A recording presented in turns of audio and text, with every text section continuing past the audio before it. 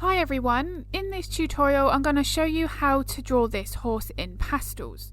Now this was one that I did for Patreon. It's over there now as the 3.5 hour full length tutorial, and I started off with the background. Now when I've got a background, even if it is just a mottled or my glow effects that you see on my pet portraits, I will always do that first.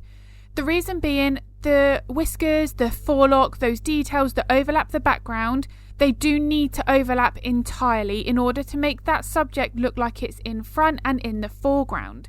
If you have your subject in and then you draw your background in after, that's absolutely fine. There really is no right or wrong answer, but do make sure that that background goes all the way up to your subject. Otherwise, what will happen, you'll end up with a halo effect and like a gap between the background and the subject itself. And it really doesn't look right. So do make sure, regardless of what way that you are doing it, that your details from your subject do overlap that background. So once I've done my background, I will then always usually start with the eye of the subject. It's the soul and expression. It's really important to make sure that you get it right. And it's the one part of the portrait where I will usually get it pretty much 90-95% done. There may be additional tweaks that I need to add once I get the fur around it in place, but I do like to make sure it's pretty much complete before I move on to the area around it. And when it comes to the iris colour here, you'll see I'm using so many different colours. I'm not really focusing on the exact shade of brown as such, but where I want there to be that redder tone, I will make sure that I alter my pencils accordingly. With this, you want to make sure that you've got as much of that detail and realism in the eye as you can. That's why I'm adding all of these subtle highlights on top once I've got that nice, rich eye colour in to start with. This tutorial on Patreon really does cover quite a few different aspects. You've got the out of focus main area, and then you've got all of those lovely highlights, those warm and cool colours on the face where all of that detail remains nice and sharp. So this tutorial is going to be perfect for any beginners that are new to pastels. There are a few techniques that I show there in order to get your details nice and fine. One of the most common questions that I'm asked on YouTube is, how do I get my details looking really soft? Because sometimes with pastels they can look quite grainy, and I do think it's down to the layering process and specifically how you use that pencil. Now this is something that I talk in depth with any tutorial because it does make such a difference. The way that you hold that pencil, the length of the lead, how you roll and move that pencil, even down to where your hand is positioned, where you can then navigate that pencil, all of those things are going to really affect the type of fur stroke that you're trying to replicate. And because horse fur is quite unique, it's very short, but it's also really fine. We don't want to make our pencil details too thick. So because I do go in depth in this tutorial where it does focus on this section on the face, it is one of those that's going to be perfect for someone who is very new to pastels.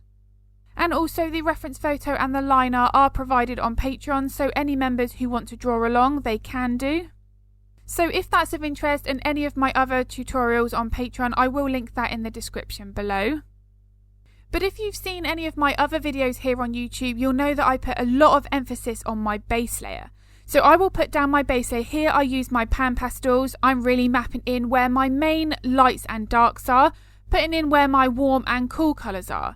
Now this is another reason why this tutorial is going to be perfect for someone starting out with pastels, because I really do focus and mention a lot about why I'm selecting specific colours. Colour selection is one of those areas where it can really hold us back as an artist because we put far too much pressure on ourselves worrying about the exact colour that we should be selecting in the various pencils that we may have. So whenever I am using a colour that might be slightly different, or where I think that it might not be as noticeable in that reference photo, but it will add more depth here, I will of course mention those and explain why I've selected that colour. However, putting colour aside for one moment, I do focus more on my contrasts. I want to make sure that my shadows are as dark as they need to be and that my highlights are as bright as they need to be. But the one thing you'll notice here is, even though it's sped up, I'm working on building up my highlights there gradually. When you're looking at a reference photo, you don't want to be drawing in your brightest highlights first, and that's really important. If you have your base layer, regardless of how you've put it down, whether or not it's soft pastel sticks or your PanPastels, even the pencils themselves, if you then put your first layer of detail down and you're selecting the brightest colours that you see in your reference photo, you're not going to have the same degree of depth. One of the biggest mistakes is that we do try and add too much detail too soon. We do need to work with what's closest to the skin and build up from there. And a big tip is if you're getting overwhelmed by any aspect of the part that you're working on, you can move on to something else and then break it down into small sections. And that's what I've done here. Although I mapped in quite a large base layer area than I would typically work with, I've then broken it down into small, sort of 2 or 3 square inches at a time. I'm not focusing on any other part of that reference photo. And the only reason why I have covered more of my base layer here with my PanPastels is because I wanted this base layer to be nice and soft. With horses, most of the time they're going to have nice, soft, gradual transitions between the lights and the darks. It's going to be quite different to anything else because of how their face structure is. So for that, I do usually then like to map in a little bit more of my larger area when doing my base layer. But as I say, from there on in, I am then focusing on small sections. One thing that's really important to bear in mind throughout the base layer process is try not to fill the tooth of the paper too soon. If you feel like your pencils are gliding over that surface, that's a really good indication that you've lost that tooth of the paper. Your pencils and the pigment cannot grip to any of that surface, so therefore it does feel more slick. If that happens, you can apply a workable fixative to that paper, to your portrait, and that will help to put that tooth back onto that surface so you can then apply another layer on top. But fixatives will change the colour and your tonal values, so that's something to be aware of. If you're not finished, however, that may not concern you, but do make sure that you apply your fixative in very light layers. Too much of a heavy layer and your details are going to be just gone. They will vanish and it can potentially ruin your artwork. For that reason, I personally don't like to use fixatives, and I am always very cautious early on not to fill the tooth of the paper.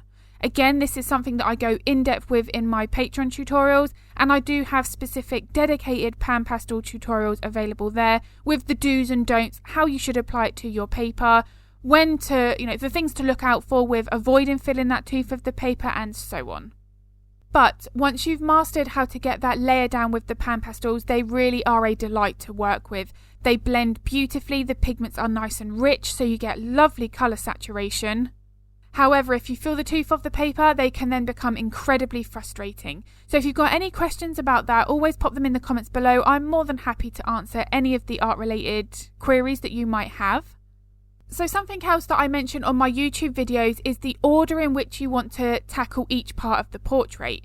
So because the mane here is in front of the face, so it's closer to the viewer, I had to make sure that I did the face first. Because although this section I'm working on here is out of focus, it does overlap the detailed portion of the face itself. So once I've got the face completed, I could then start on the mane. The techniques that I've used here though are very different. I want to make sure here that I've got no details. I want this to remain nice and soft and blurry. When you're working on an area like this, the biggest tip is don't use sharp pencils. The sharper the pencil, you're going to then be tempted to add more detail without even realising. Most of the time as well, I'm holding the pencil to the side to avoid using more of that sharper point. And just like with any other element, it is a layering process. Just because this hair here is out of focus doesn't mean that it shouldn't have the same number of layers. You don't want to be adding layers for the sake of doing so, but you do want to make sure that there is enough there to still keep up with the depth of the type of fur here that we're trying to create. Because we've put all the work into the face and this section here is out of focus, it would be very easy to rush this. However, what makes this reference photo so beautiful to work from is how this got this sharp in focus area on the face, and that the neck and the mane is nice and soft. It does create just for a really pleasing photo to look at. And as you can see with my shadows, I've made them really dark. My contrast here is sharp. The brightest part of the portrait is the reflection in the eye, and then I've got my shadows in the mane really, really dark, really hyping up that contrast. One thing that's often seen is that we're too worried to go too dark in case we can't lighten it back up.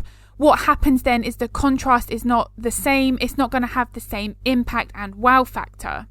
And the good thing with pastels, because they are such a forgiving medium, if you do make an area too dark, it's going to be very easy to correct that. And here when I start working on the top of the mane, it's only when I've got my base layers where they should be in terms of my contrast that I start overlapping these finer details.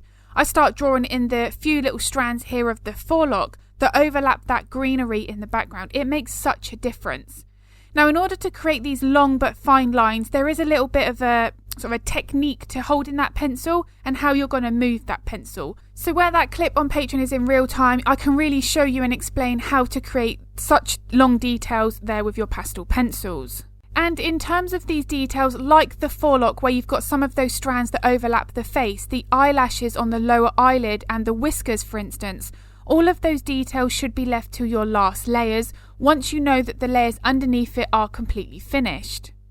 The reason being, if you then realise you have to alter some of those details on the face, you're going to have to then draw around all of those finer details, and that just makes the process far harder, much longer.